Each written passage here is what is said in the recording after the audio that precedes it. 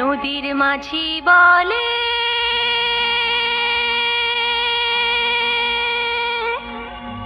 এসো নবীন, মাঠের কবি বলে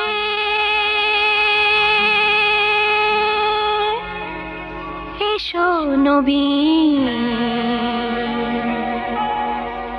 দেখেছি দূরে ওই সোনালি দিন, দেখেছি দূরে ওই সোনালি দিন।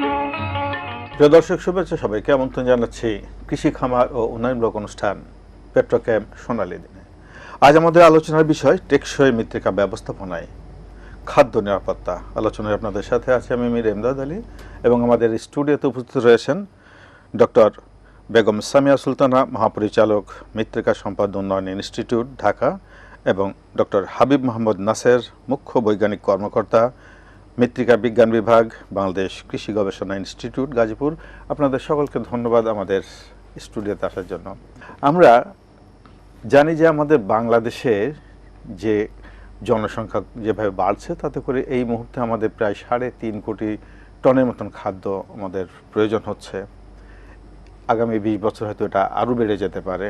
এর সাথে কিন্তু আমাদের আরও অনেক ফসল উৎপাদন করতে হচ্ছে, এবং সেই উৎপাদনের প্রধান যে উপকরণ সেটা হচ্ছে আমাদের মাটি। সেই মাটি কিন্তু আমরা আমাদের এলাকা ভিত্তিক, আমাদের পাহাড়ি এলাকা রয়েছে, হাওড় এলাকা রয়েছে, চর রয়েছে, মেন ভূমি রয়েছে, আমাদের সমুদ্র উপকূল রয়েছে। বিভিন্ন এলাকার যে মাটি, তার ক্যারেক্টারে কিন্তু ভিন্ন ভিন্নতা রয়েছে। মাটির যে স্বাস্থ্য সুরক্ষা এবং যেই অবস্থাটা রয়েছে মাটির, সেই সুরক্ষা বজায় রাখতে হলে পারে আমাদের কি ধরনের পরিকল্পনা নিতে হবে, এটা আমি প্রথমে একটু নাসের সাহেবের কাছে জানতে চাবো, হাবিব নাসেরের কাছ থেকে। বর্তমান এগ্রিকালচার, বিশেষ করে কৃষি সেক্টরে দুইটা শব্দ খুব গুরুত্বপূর্ণ। একটা হচ্ছে নিরাপদ খাদ্য এবং আরেকটা হচ্ছে পুষ্টি সমৃদ্ধ খাদ্য। তো খাদ্য বলতেই সেটা মাটির সাথে সম্পর্কিত। আমাদের বাংলাদেশে দিন দিন চাষাবাদের জমি কমে যাচ্ছে, সে আবার উল্টো দিকে জনসংখ্যা বাড়ছে তার বিপরীতে। এই ক্রমবর্ধমান জনসংখ্যার খাদ্য চাহিদা মেটাতে গিয়ে আমরা যেভাবে এই মাটির উপর প্রেসার দিচ্ছি, আমরা কিন্তু তার স্বাস্থ্য সম্পর্কে একটু ওয়াকিবহাল না, মানে কোনো খবরই রাখছি না যে যে উৎপাদন আমাদেরকে দিচ্ছে তার স্বাস্থ্যের কি খবর।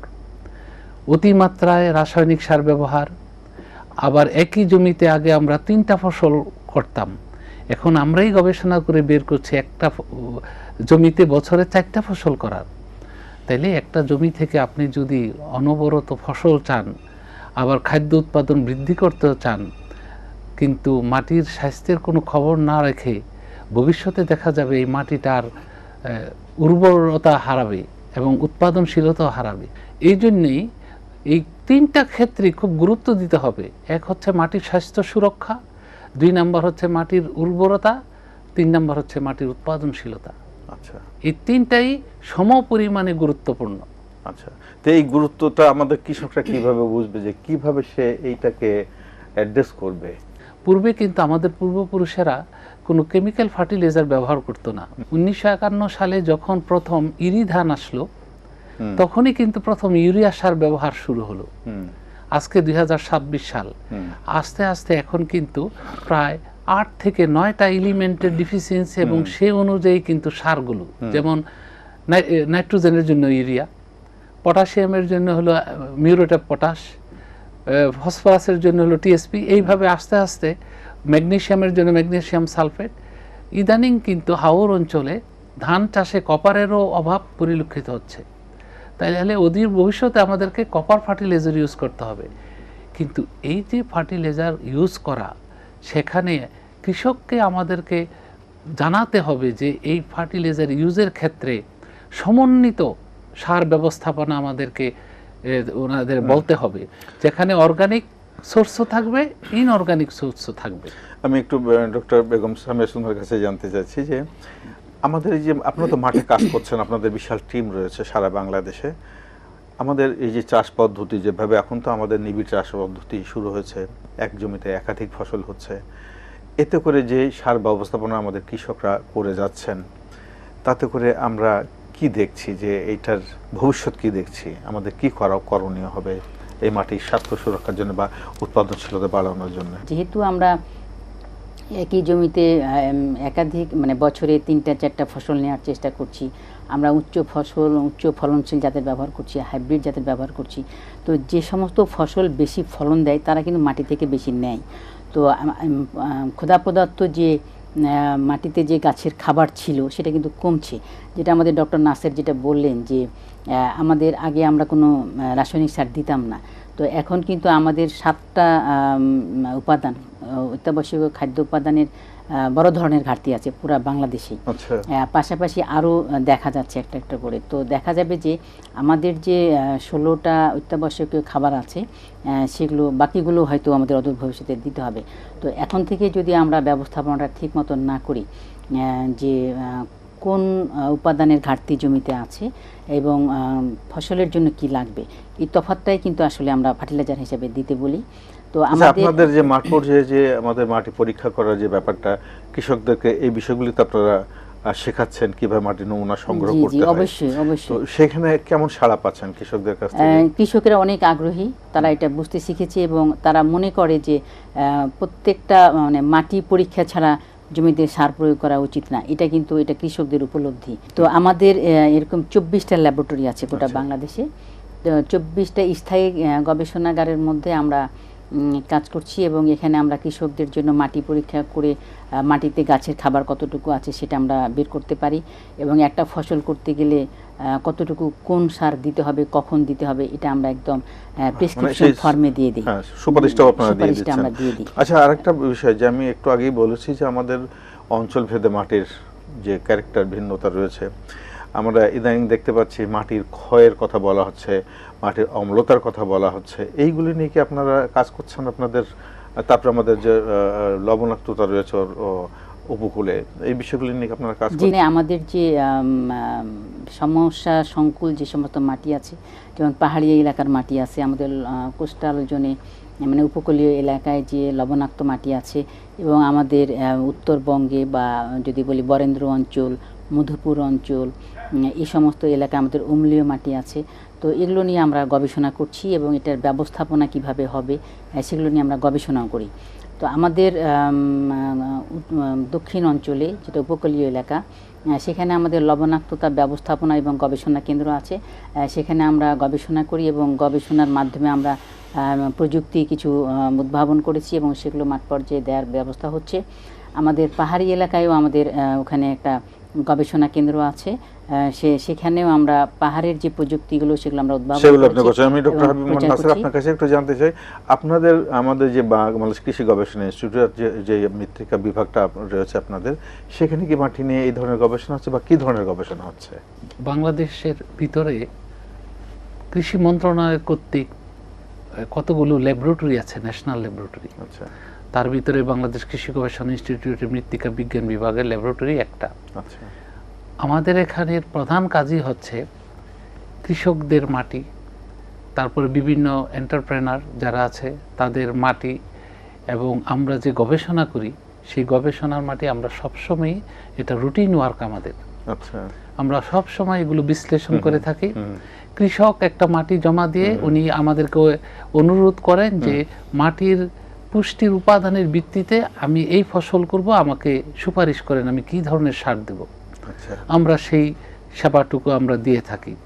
ফলে দেখা যাচ্ছে যে প্রতি বছর প্রায় আমরা 1,500 থেকে 2,000 কৃষক, তারপরে ছাত্র বিশ্ববিদ্যালয়ে যারা উচ্চ শিক্ষা করে তারা, তারপরে বিভিন্ন প্রতিষ্ঠান, বিশেষ করে কৃষি গবেষণা ইনস্টিটিউটের আভ্যন্তরীণ যে বিভাগগুলো আছে, যে আঞ্চলিক কেন্দ্রগুলো আছে, তাদের উপাত্ত সবগুলি আমরা বিশ্লেষণ করি এবং সেই অনুযায়ী সুপারিশ করে থাকি। আচ্ছা, একটা বিষয় যে আপনাদের দুজনের কাছে আমরা জানার ইচ্ছা, যে আপনারা যে গবেষণাগুলি করছেন সেগুলি সম্প্রসারণ তো আমাদের ডের মাধ্যমে হয়ে থাকে, বা আপনারা হয়তো মাঠ পর্যায়ে আপনাদের কিছু ডেমনস্ট্রেশন হয়, কিন্তু আমরা মাঠে যখন কৃষকদের সাথে কথা বলি আমরা দেখি ওরা কিন্তু রাসায়নিক সার যখন প্রয়োগ করে সেখানে ওদের সেই মাত্রাটা ওদের সঠিকভাবে জানা থাকে না, অধিকাংশ সময়, যাতে করে হচ্ছে কি সারের অপচয় হচ্ছে, তারপরে তার নিজের উৎপাদন খরচ বেড়ে যাচ্ছে।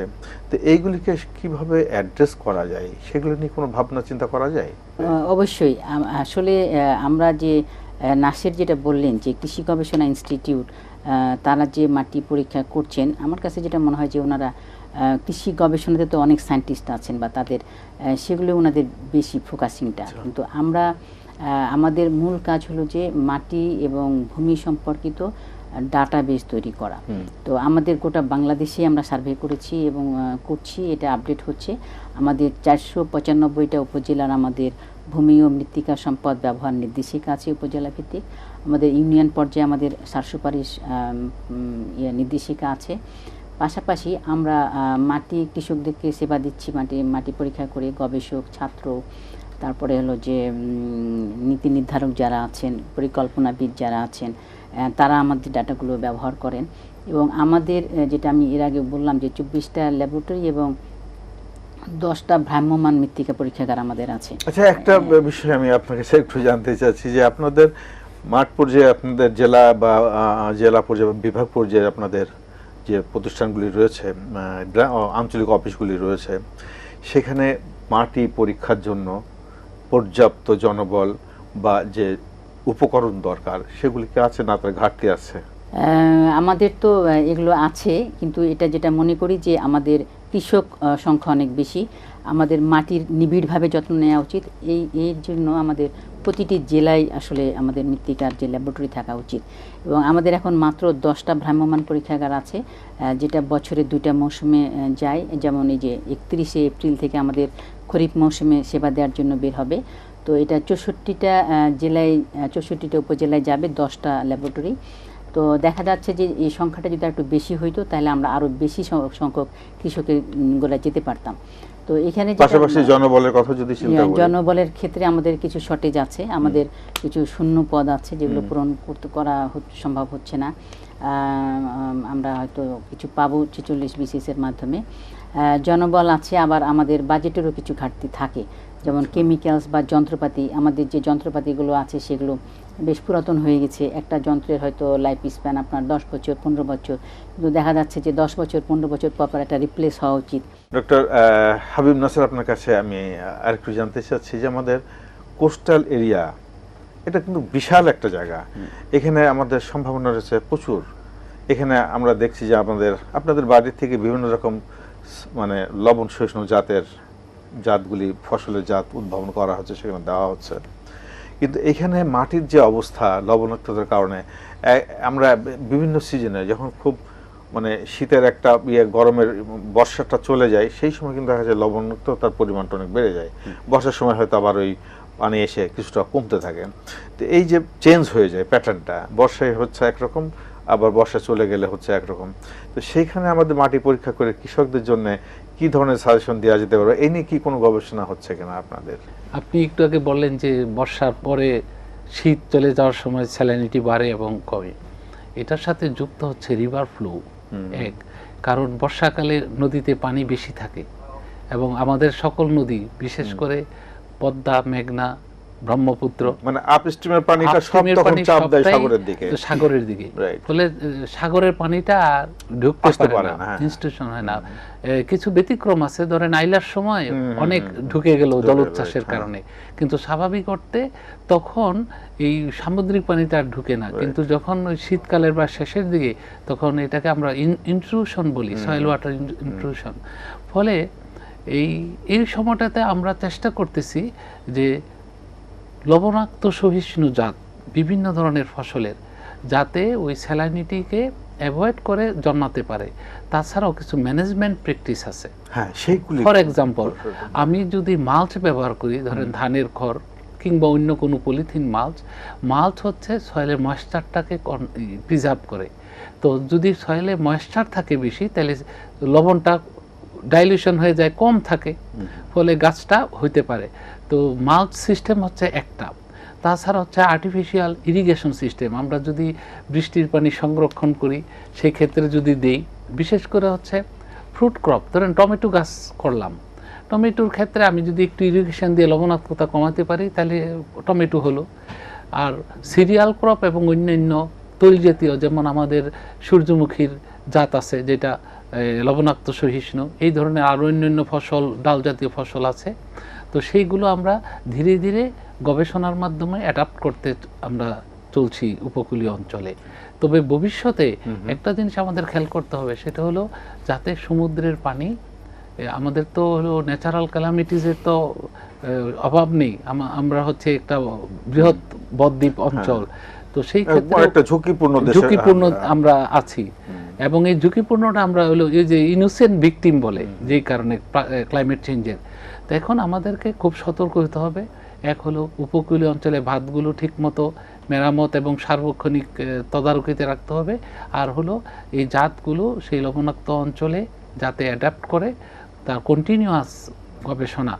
শুধু একটা জাত করলাম, তার স্যালানিটি বেড়ে গেল, সে 10 ডেসিসিমেন্ট পার মিটারে সে টলার ছিল, এখন যদি 11 হয়ে যায় তাহলে তো আর সে ওটা সহ্য করবে না। তা আমাদেরকে প্রতিনিয়ত গবেষণায় থাকতে হবে এবং এই প্রতিকূল পরিবেশে খাপ খাওয়ায় আমাদের চলতে হবে। মানে এই যে অভিযোজন, আমি একটু বলতে চাচ্ছি এখানে যে ডক্টর নাসির যথার্থই বলেছেন এখানে।